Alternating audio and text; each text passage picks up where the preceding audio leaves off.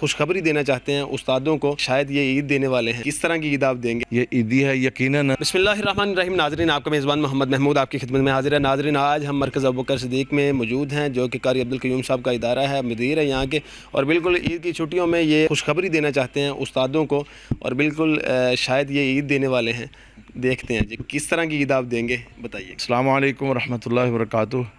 محمود بھائی کی یہ شفقت ہے، ماشاءاللہ گاہے بگاہے دینی پروگرام یہ ریکارڈ کرواتے رہتے ہیں، تو انہوں نے اس چیز کا نام دیا ہے کہ قرۂ کرام حفظ القرآن کے اساتذہ کرام کے لیے یہ عیدی ہے۔ یقیناً اساتذہ کرام کی رہنمائی ہو جائے، بہترین طریقے سے رہنمائی ہو جائے تو انشاءاللہ ان کے لیے یقیناً وہ عیدی ہے۔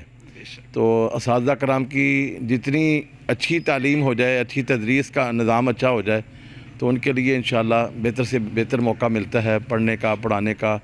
اور بات یہ ہے کہ انشاءاللہ ہم اللہ کے فضل و کرم سے تمام مکاتب فکر کے حفظ و ناظرہ کے تمام اساتذہ کرام مرد و خواتین کے لیے الحمدللہ 29 اور 30 اپریل کو اللہ کے فضل و کرم سے اس نوعیت کا منفرد پروگرام کروا رہے ہیں، جو کہ طرق و تدریس کے نام سے 20 مرتبہ الحمدللہ یہ ہماری ورکشاپ ہو چکی ہے۔